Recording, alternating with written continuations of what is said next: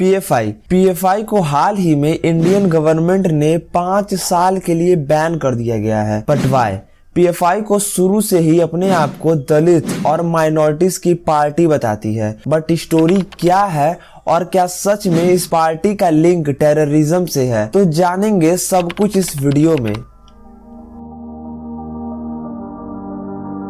PFI पर ban लग गया तो बड़ी खबर आ रही है इस वक्त पीएफआई पर केंद्र सरकार ने प्रतिबंध लगा दिया है, जिसको लेकर लगातार बातचीत हो रही थी। पीएफआई, जिसका पूरा नाम पॉपुलर फ्रंट ऑफ इंडिया है, जो अपने आप को दलित और माइनॉरिटीज के लिए आवाज उठाने वाला ऑर्गेनाइजेशन बताता है। वैसे तो ये एक कट्टर इस्लामिक ऑर्गेनाइजेशन है, लेकिन इंडिया में हुए कई रियॉट्स में इसका कनेक्शन पाया गया है। इस ऑर्गेनाइजेशन का हेड ऑफिस केरला में है, जहाँ से वहाँ के कई मेंबर सीरिया और इराक में आईएसआई को ज्वाइन कर चुके हैं। पीएफआई की स्टार्टिंग 1993 में बने नेशनल डेमोक्रेटिक फ्रंट से हुई है। 1992 में बाबरी मस्जिद ढहाने के बाद नेशनल डेमोक्रेटिक फ्रंट नाम का एक ऑर्गेनाइजेशन बना था, जिसके बाद नेशनल डेमोक्रेटिक फ्रंट और पीएफआई एक ही हो गए। जिसके बाद ऑफिशियली इस ऑर्गेनाइजेशन की स्टार्टिंग 17 फरवरी 2007 में हुई थी। ये ऑर्गेनाइजेशन केरला से ही एक्टिवेटेड है, पर पूरे इंडिया में इसके लोग रहते हैं। अकॉर्डिंग टू एनआईए, पीएफआई देश के 23 स्टेट्स में एक्टिव है। पीएफआई को student Islamic movement of India यानी इस्लाम का ही दूसरा रूप माना जाता है, जिसको 2006 में बैन कर दिया गया था। उसके बाद मुस्लिम, अब ओरिजिनल और दलित के हक की बात करने के लिए इस ऑर्गेनाइजेशन को बनाया गया है। बट रियलिटी कुछ और है। असल में ये ऑर्गेनाइजेशन एक कट्टर इस्लामिक ऑर्गेनाइजेशन है। इंडिया में हुए कई रियॉट्स में इस ऑर्गेनाइजेशन का नाम आता है। अब पीएफआई ऑर्गेनाइजेशन देश भर में क्या करवाती है वो समझते हैं। पीएफआई इंडिया में हुए कई रियॉट्स में इसका ही हाथ है। इसके साथ ही इस ऑर्गेनाइजेशन का नाम कई पॉलिटिकल मर्डर में भी आता है। इसके साथ ही लव जिहाद में ये ऑर्गेनाइजेशन एक्टिव थी। इसके साथ बेंगलुरु में 2016 में आरएसएस नेता रुद्रेश का मर्डर जब 2 बाइक्स वालों ने किया था, तो पुलिस ने जिन 4 लोगों को अरेस्ट किया था वो भी पीएफआई के ही मेंबर थे। इसके साथ ही पीएफआई में कन्नड़ में ट्रेनिंग कैंप चलाती थी। 2013 में पुलिस ने इस कैंप से बम्स, गन्स और तलवार फाउंड किए थे। पर पीएफआई अपने आप को क्या बताती है,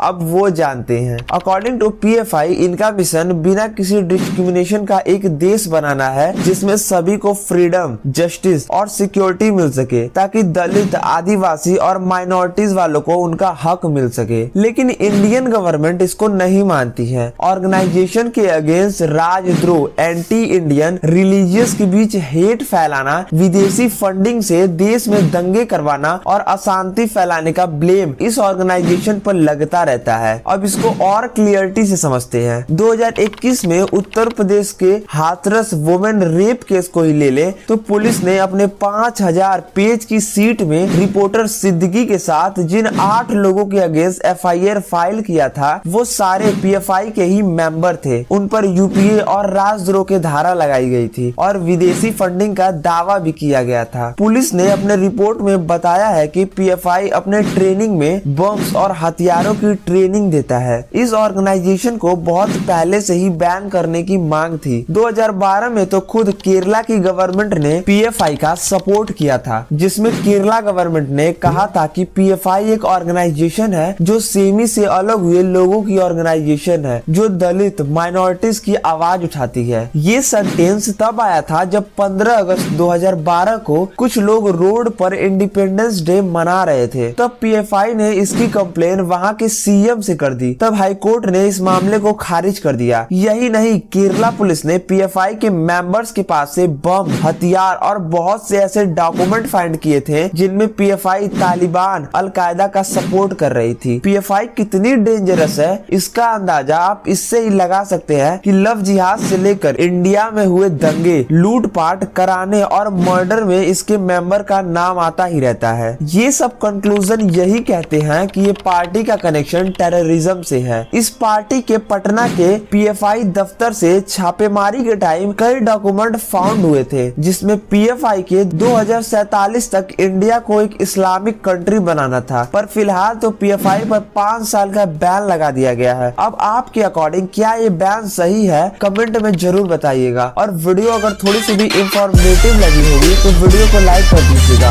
और ऐसे ही इंफॉर्मेटिव वीडियो के लिए चैनल पर बने रहिएगा।